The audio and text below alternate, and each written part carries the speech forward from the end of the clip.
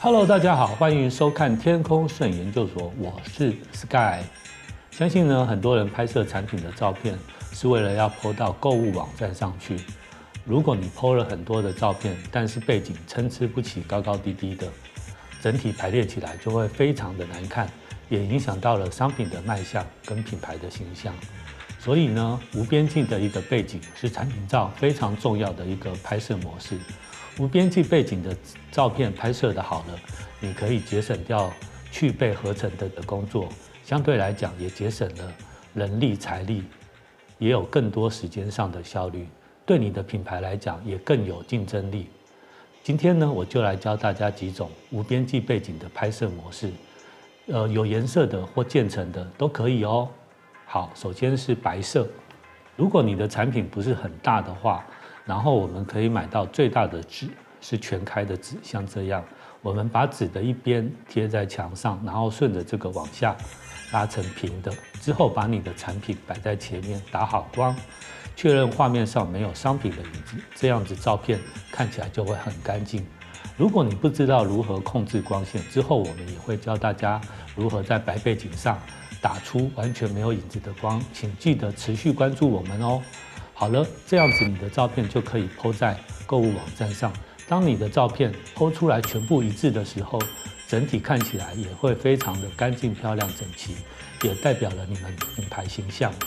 再来，我跟你们分享的是一个黑色的无边际背景。你们的商品可能在一张全开的纸上面放不下去，那没关系。这个时候我们可以用阴影的方式来创造这个无边际背景的照片。首先，我们用一张黑色的纸平铺在桌面上，放上你的产品，打好光，可能需要一些类似这样子有格状的灯光罩或者是遮光片，然后我们把边际线以后的光全部遮住，所以整体的照片看起来就是黑色无边际背景的照片。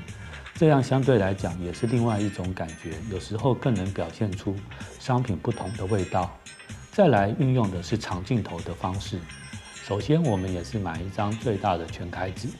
各种颜色的都可以，然后把商品尽量摆到纸的前面，之后换成长镜头，可能是200或者300的镜头都可以。相机固定在一个比商品高的角度，这样商品的背景就会完全停留在这个纸面上。背景也记得要打上跟前面一样匀称的光线，才可以获得一个一致的照片颜色，这样整体 po 起来除了颜色都相同一致之外，对网页来说也是很有味道的一个表现方式。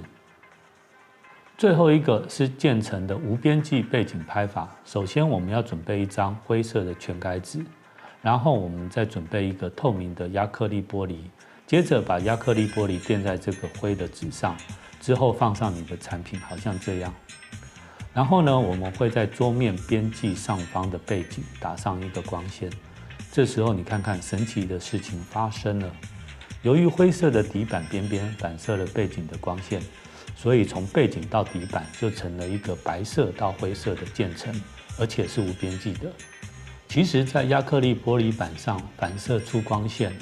或者用不同颜色的灯光反射在不同颜色的底板，创造出一个新的颜色或者渐层，是早期很多摄影师喜欢创作的一个方式。知名的华裔摄影师李小静在他的回顾展里面就曾经展出一系列的作品，叫做第三色相，是以水果及花为题材，然后透过不同颜色的光线及底板反射出第三色相为创作理念。好了，赶快去拍照实验看看，能够玩出第三色相、第四色相、第5色相。总之越色越好，然后也祝大家省钱省事省力，拍出很多 po 在购物网站上的照片都能够大卖。记得订阅我，按右上角小铃铛哦。谢谢大家，拜拜。